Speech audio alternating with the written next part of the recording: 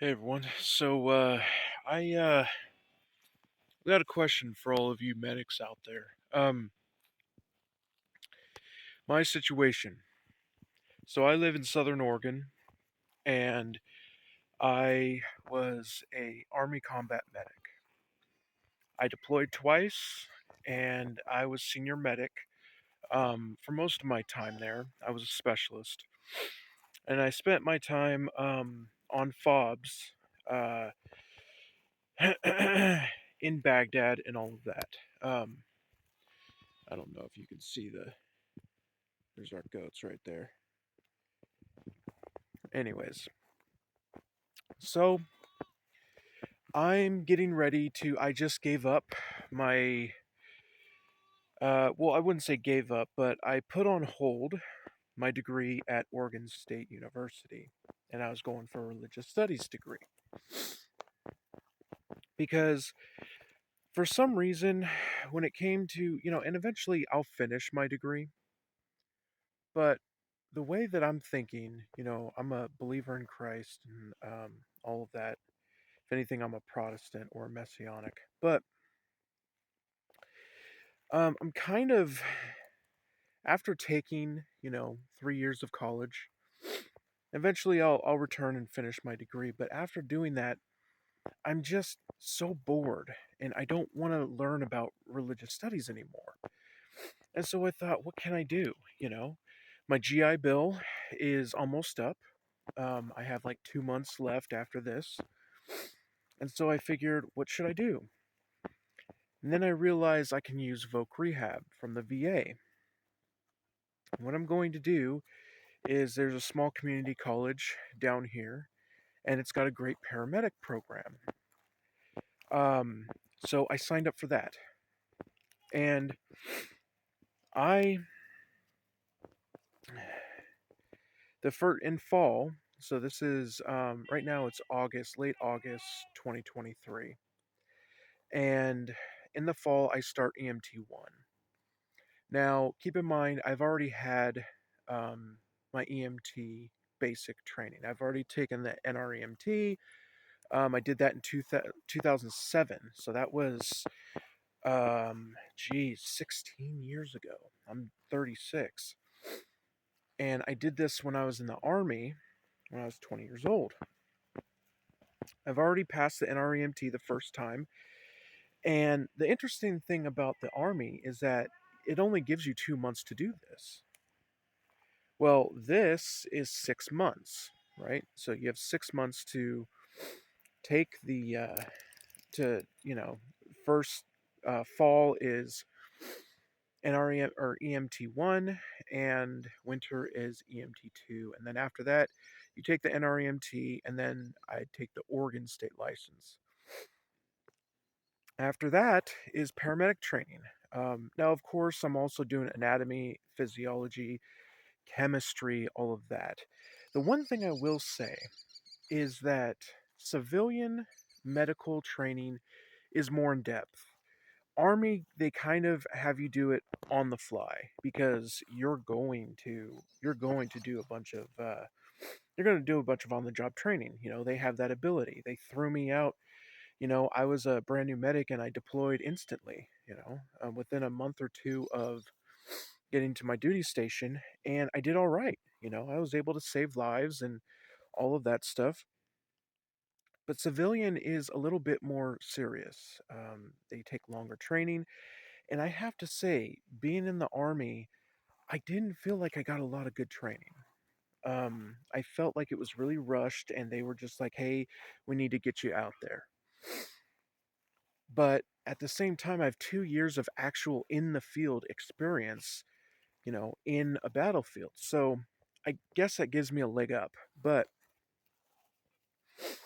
when it comes to the training of paramedic in the civilian world, the one thing that I have a question for those paramedics out there, I have a local fire station that I want to join. And they're really excited because, it's a volunteer force and they don't have very many people with experience. Of course, I don't have any credentials, but they said that they'll train me, right? And they're going to train me for Fire One. Now, this is firefighting, not medic. I want to be a medic. I don't want to be a firefighter necessarily, but I will help my force out. Um, the question I have is while I'm going through paramedic training, I wonder, is it possible to do 2 year associate's degree and do Fire One? They said it'd take about a year. Usually it's about 2 months or something like that to do that if you're focusing on it. But this big book, they're gonna, I study it and all of that. And keep in mind the kind of class schedule I'm gonna have. So for fall, for an associate's degree in paramedicine, what happens is it's an associate's degree. And so hold on, let me change up my I'm holding my dog right now. Um, it's an associate's degree. And with an associate's degree, they have you do writing, Math 95 at least, and public speaking and something else. Well, I've already done this. I already have an associate's degree. Like I said, I was a senior at OSU, Oregon State University. And so um, I don't have those classes. And so I decided to fill them with Spanish. Now, Spanish is kind of, I'm in second year Spanish, and I don't know if I want to do it right now because I also want to be on the shot put team and practices at the same time Spanish. Anyways, I don't know how realistic it is for me to do Fire One and go through paramedic training.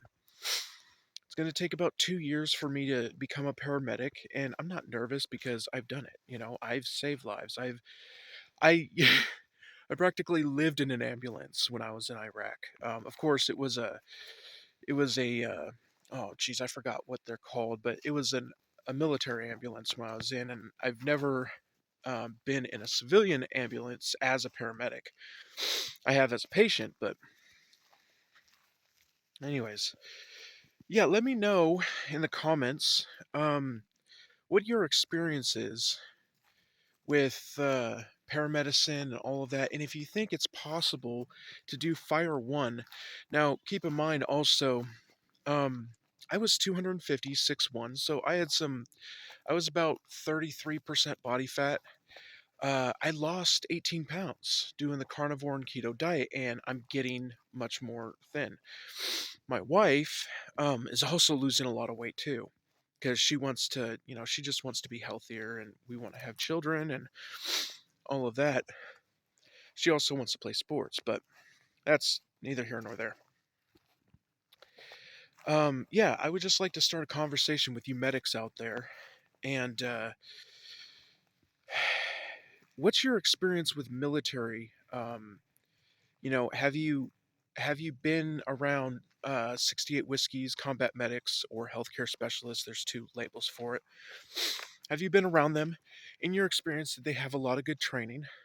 I think what I bring to the table is experience. I do remember some of the mods. I do remember some of the things. I don't think I could pass the NREMT right now because I don't have a lot of that information. I mean, I feel like I'd be starting off at square one, even though I wouldn't. I still remember some things, and I remember, the HABC, which is hemorrhage, airway, breathing, and circulation. I remember, um, I know how to do CPR still, and all of that, and I have used it in the field, and I think that's the one thing that's going to give me the experience, give me the upper hand. But I am worried about chemistry because I know chemistry can be kind of hard, and anatomy and physiology. I guess I'm gonna have to focus on flashcards and all that, but I'm excited. This is awesome. I'm no longer just doing online religious studies degree. I'm gonna be out there in the field. At my I already did a 2 year degree at this university, and now I'm gonna have a second one. Um, I don't know if they pay you more if you have two associate's degrees, but my counselor also said that I really should finish my bachelor degree because that it just looks good. So I'd have two AAs and a bachelor's degree and 2 years of Spanish. Also, which is really interesting, voc rehab or vocational rehabilitation from the VA. I had to jump through a bunch of hoops to make sure that I could still do Spanish. I don't know why they're like, well, we have to make sure that it'll make you more employable. And it's like, are you kidding me? Spanish is definitely going to make me more employable, you know? Um, Plus, it just helps you because there's a lot of Spanish speaking people, in Oregon and California, that's just the way it is. And I absolutely love Spanish. I love Hispanic culture and all of that because it's just so interesting. Um, it's obviously not my culture, but it's one of those things. That's one thing that I don't understand about the left, where, you have these white people who are demanding Spanish speakers use the term Latinx instead of Latina or Latino, and it's like, or Latinx, and it's like, most of these people don't want that. Why are you forcing, if anybody is a colonizer, you are. You're colonizing their language. Why are you doing this? And I've been actually told by leftists that I was appropriating the culture by learning Spanish. Okay, so trying to understand um, those in the Spanish speaking world so that I can better serve them. Somehow that's appropriating their culture. Get the hell out of here. I talked to my Spanish teacher about this, and he said, unfortunately, yes, we have some of those people who do this, but it's out of ignorance. A lot of these people online who want to type, they want to be keyboard warriors, and they don't ever do anything. They're sitting in their, parents' house and not doing anything themselves, and they want to start talking about people who are doing things. It's ridiculous. But anyways, um, that's another rabbit hole. Lie lie. I love this dog. Anyways, yeah. So if you're a paramedic, firefighter, let me know. Hit me up. Um, let's start a conversation because I really need to know if it's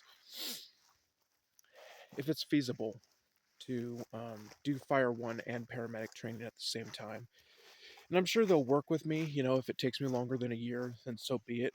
But is it something that I should even do? Because it's good. I'm going to be really busy. My course load is EMS one, which is EMT one. Chemistry, because anatomy and physiology requires that prerequisite, and I've never taken it before. I've taken 3 science classes like geology, making sense of science, and biology. Right. I've never taken chemistry. So I have EMT one. I have chemistry and ES 101, which is introduction to emergency sciences, I guess, and then of course Spanish. So I think those add up to like 18 credits because EMS is 6, chemistry is 4, ES 101 is 3, and then Spanish is 4. So no, I think that's 17. I think I can do it. But anyways, this video is getting long. Thanks for listening, and let me know what you think. All right, later.